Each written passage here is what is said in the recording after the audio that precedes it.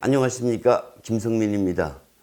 눈으로 보는 라디오 자유북한 방송을 사랑해 주시는 남과 북의 청취자 여러분들께 깊은 감사를 드립니다. 이 방송은 대한민국의 유튜브 구독자분들도 보고 계시지만 보다는 북한 주민들을 위한 라디오 방송에 초점을 맞추고 있다는 점을 말씀드리면서 오늘은 KBS 한민족 방송의 문제점을 짚어보려고 합니다.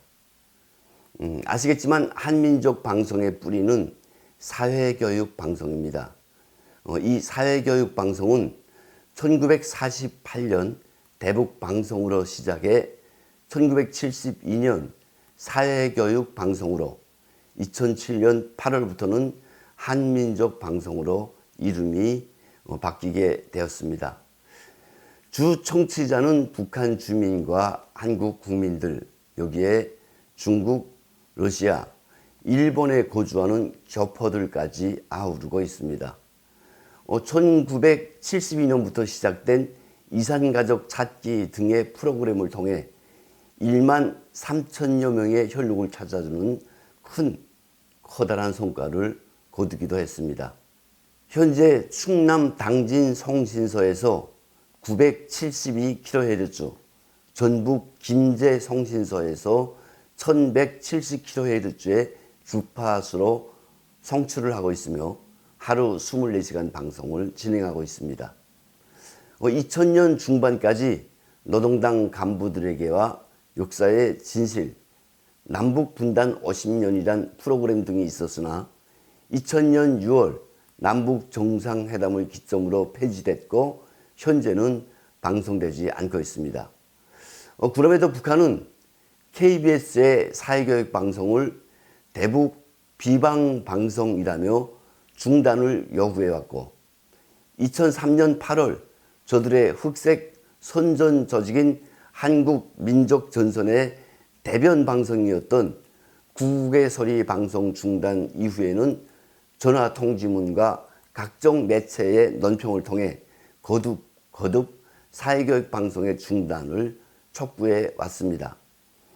결국 2007년 8월 15일 한민족 방송으로 명칭을 바꾸고 프로그램도 북한을 자극하지 않는 방향으로 대폭 수정하게 됩니다.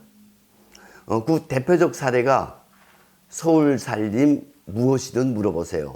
그리고 라디오 문학관, 파랑새 가족, 세월 따라 노래 따라, 국악의 향기, 문화공간과 같이 주 청취자인 북한 주민들이 들어도 되고 안 들어도 되는 희생을 각오하고까지 들을 필요가 없는 방송으로 전락하고 말았습니다.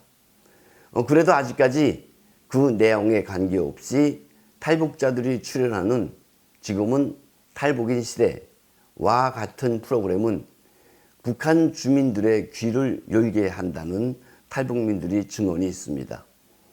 또 남북 분단, 통일열차, 서울말 따라잡기, 대한민국 인기 가요와 같은 프로그램들이 남아있어서 한민족 방송이 북한 주민들로부터 버림을 받지 않고 있다는 이야기도 나오고 있습니다. 김정은과 북한 당국자들의 입장에서는 그나마도 눈에 가시 같은 프로그램들이 아닐 수 없을 것입니다.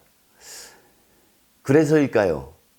KBS가 북한 주민을 대상으로 하는 이 한민족 방송의 출력을 편법으로 낮춰 운영해 오다가 촉발됐고 이에 대해 방송통신위원회가 전파법 위반으로 과태료 및 과징금을 부과했다는 뉴스가 전해지고 있습니다.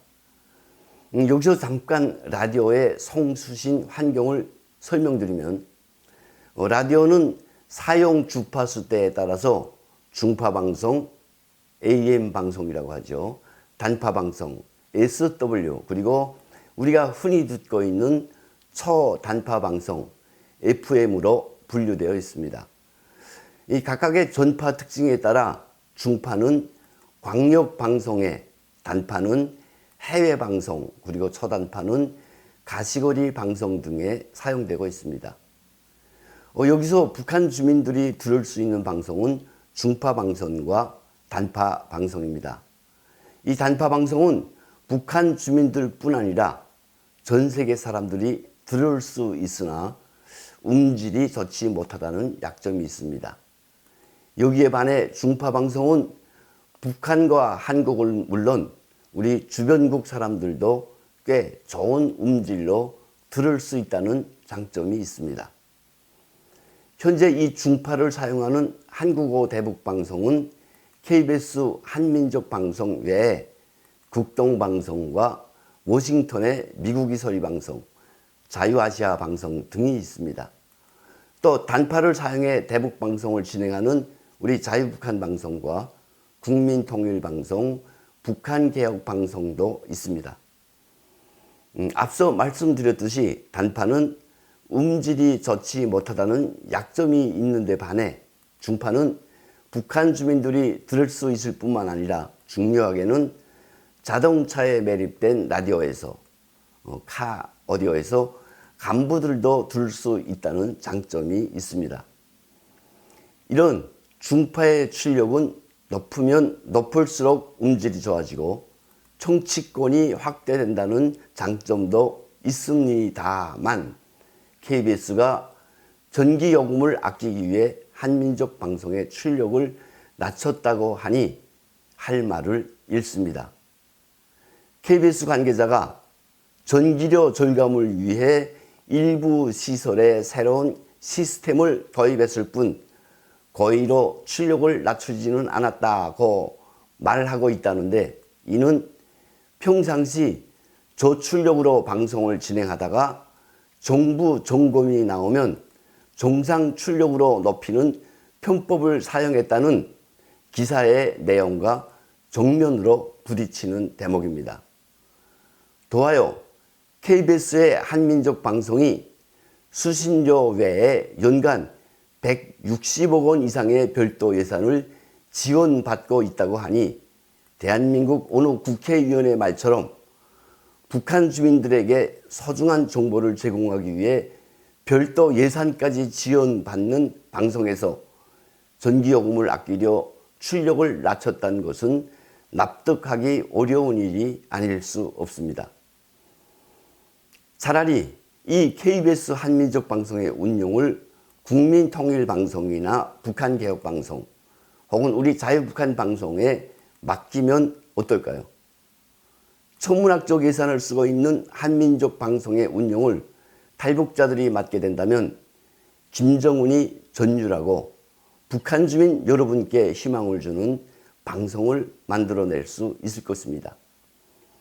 그런 날이 오리란 믿음을 갖고 오늘도 열심히 북한 주민 여러분을 위한 대북방송을 제작 성출하는 자유북한 방송이 되겠습니다. 감사합니다.